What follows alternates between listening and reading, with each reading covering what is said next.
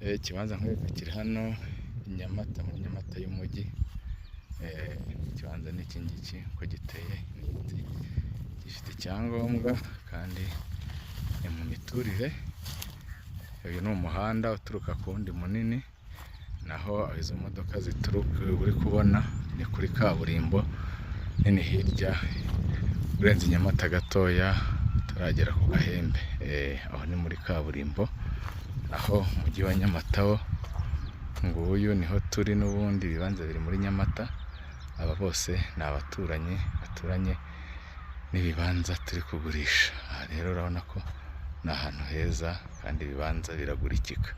Uwashima twamuhuza na nyir'ubwite bagakorana amasezerano bakishyurana. Aho ni muri kaburimbo, ngira ngo muri kubibona cyane. Sawa, amahoro y'Imana akomeze kubana namwe. Merci.